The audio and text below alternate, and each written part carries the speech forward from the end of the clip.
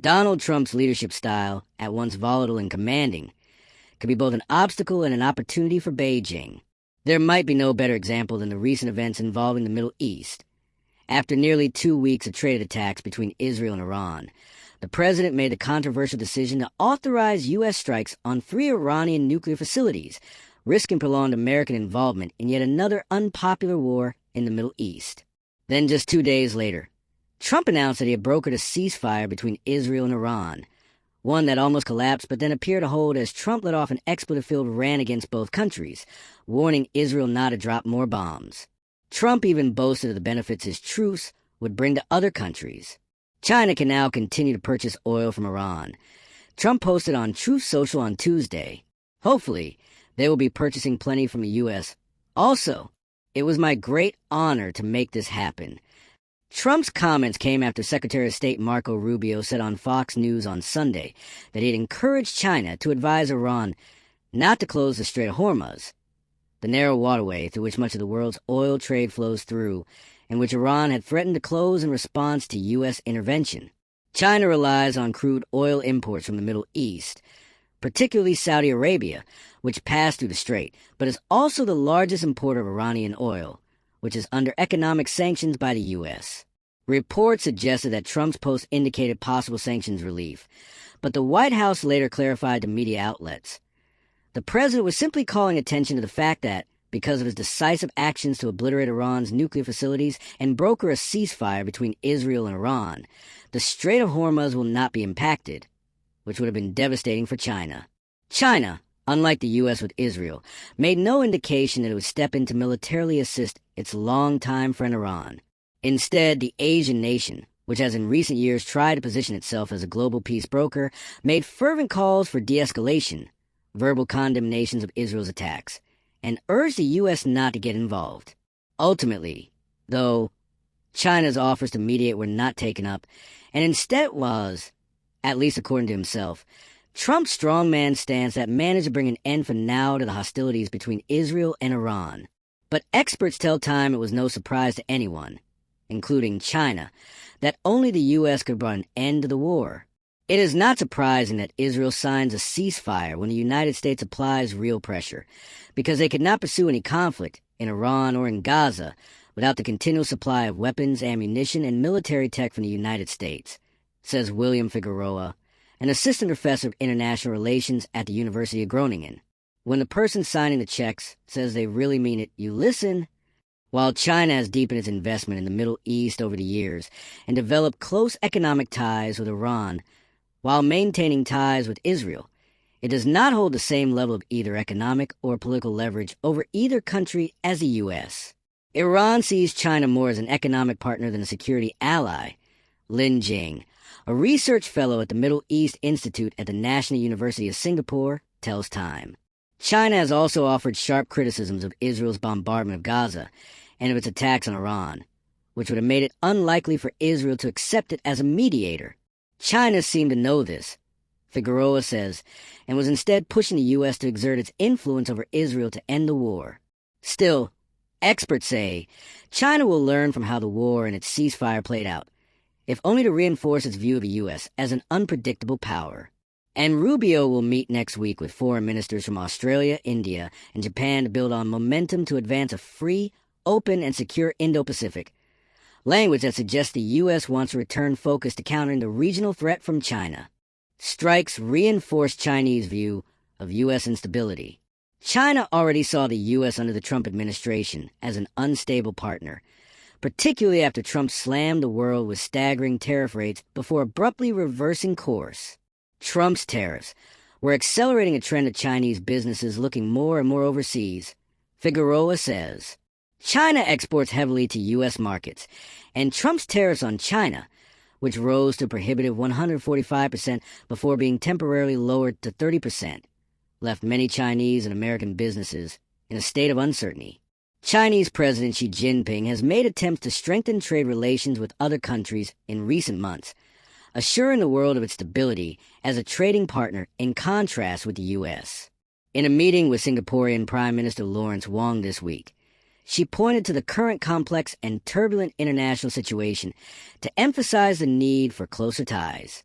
The Middle East, too, has become an important market and site of diplomacy for China. Figueroa says U.S. backing of Israel will only intensify the trend of China leaning toward the Arab states and linking regional instability to the United States and Israel. That the U.S. intervened to strike Iranian nuclear facilities, potentially appending decades of global nuclear diplomacy, reinforces China's view of the U.S. as a disruptive power intent on setting rules, but not following them when inconvenient, Lin says. Isaac Cardin, a senior fellow for China Studies at the Carnegie Endowment for International Peace, told the South China Morning Post that the U.S. strikes on Iran might ring alarm bells for China. American escalation showed China that massive use of force actually is on the table and may be employed very quickly and even impulsively by a leader who is showing himself to be less gun-shy and more risk-acceptant than his first term, Cardin said. China's approach to the Israel-Iran war showed that it wanted to avoid direct confrontation with the U.S. Lin, the Singapore-based researcher, adds, while China urged countries with special influence on Israel not to fan the flames of the war, it did not explicitly name the U.S. But having seen that the U.S. is willing to engage militarily, China may recalculate its own foreign policy approach, including over Taiwan, Lin says.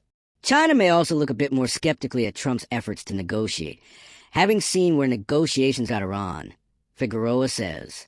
At the same time, Lin says protracted U.S. involvement in the Middle East, which may result as the U.S. aims to enforce the ceasefire between Tehran and Tel Aviv while re-entering diplomatic talks with Iran and pushing Israel to end its war in Gaza, could advantage China by drawing its attention away from Asia. U.S. power is finite.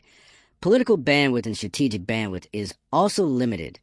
Mohammed Al-Saderi, an international relations lecturer at the Australian National University, told the Washington Post. The U.S. could be dragged into a quagmire, not of its own making, and Beijing would support such a quagmire, Cardin told SEMP, as it would keep U.S. naval and air forces tied up in Western Asia instead of in the Western Pacific, where China's strategic attention is concentrated. Uncertainty around Taiwan. Tensions around Taiwan have been on the rise in recent years. Beijing views Taiwan as part of China and has stepped up political and military pressure towards its reunification with mainland China. A majority of countries do not recognize Taiwan as an independent country, including the U.S., although the U.S. opposes the use of force by Beijing to claim Taiwan and provides Taiwan with defensive military capabilities. Taiwan Defense Minister Wellington Koo said Thursday that the island is determined to defend itself after outlining annual military exercises for July. The Defense Ministry reported earlier that day another Chinese Joint Combat Readiness Patrol around Taiwan, involving warships and warplanes.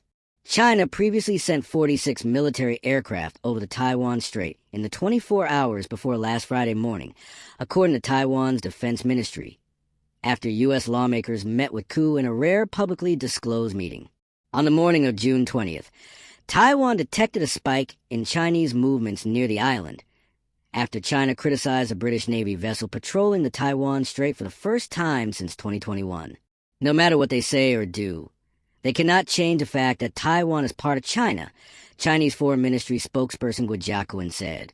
China's Defense Ministry said on Thursday that its military drills are necessary to defend national sovereignty and territorial integrity, and a stern warning to Taiwan independence, separatists, and external interference.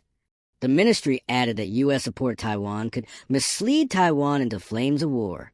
Chi Dongtao, a senior research fellow at the East Asian Institute at the National University of Singapore, tells Time that Trump's approach to China makes it difficult to know whether the U.S. would militarily intervene to defend Taiwan. Former President Joe Biden moved the U.S. from strategic ambiguity, the policy of deliberately not clarifying whether the U.S. would militarily defend Taiwan, to strategic clarity, Chi says. On multiple occasions, including in an interview with Time last year, Biden said he wouldn't rule out using military force to defend Taiwan in the case of an invasion. But Trump has moved the U.S. position back towards uncertainty. Trump is, by and large, not ideologically driven, Chi says. Rather, his approach is transactional. Trump administration officials have also demanded that Taiwan increase its defense spending to as much as 10% of its gross domestic product, as part of an overall push for the U.S. partners to spend more on their own defenses. Alexander Gray, a senior fellow at the Atlantic Council and former chief of staff of the National Security Council during Trump's first term, told Nikkei Asia that Israel's aerial campaign was the ultimate example of America's first regional burden sharing, signaling that the Trump administration expects its regional partners to do a bulk of the fighting. For Trump, China is mainly an economic threat. Xi adds, for the most part, Trump doesn't want to fight a war with China. World still views China as a security concern. NATO Secretary General Mark Rutte said Monday that NATO's Indo-Pacific partners, which include Japan and South Korea, were very, very aware of China's massive military expansion, pointing to several Chinese defense companies that rank among the top arms makers globally. He warned that Chinese military expansion could also impact European security. They don't do this only because they want to have nice parades in Beijing. I guess it's there for a reason, Rutte said. He pointed to the situation in Taiwan and cautioned that should China try anything with Taiwan, Beijing could rely on Russia to keep us busy here in Europe. Rutte's comments signal that the West still views China mainly as a geopolitical security threat, even as Beijing tries to warm ties with Europe. We firmly oppose NATO using China as an excuse to expand eastward into the Asia-Pacific and urge NATO to reflect on its own behaviors, change course, and contribute more to global security and stability. Chinese defense spokesperson Senior Colonel Zhang Xiaojing said at a regular press conference on Thursday, China wants to be seen as a neutral player, Lin says. But the U.S. is still the dominant power in the region and by most counts the world, whereas China is a relatively recent entry, diplomatically and economically, to the Middle East. Even with some upgraded diplomatic ties in the Middle East, China is viewed mainly as an economic player, Lin adds. That informs China's need to balance its interests in and ties to several countries at once. If China were seen as too passive or too close to Iran, for example, it could limit China's Belt and Road ambitions in the region. With other nations, too, China is seen as a major economic player, but take it with a grain of salt with regards to diplomacy. It is clear that China is one of the largest trading partners, and we have a few issues like climate change where we cooperate, but every relationship requires a dose of realism. European Union Foreign Policy Chief Kaja Kallas told reporters Monday after a meeting between EU foreign ministers. China is a key enabler of Russia's war against Ukraine. It carries out cyber attacks. It interferes in our democracies. It uses coercive trade practices.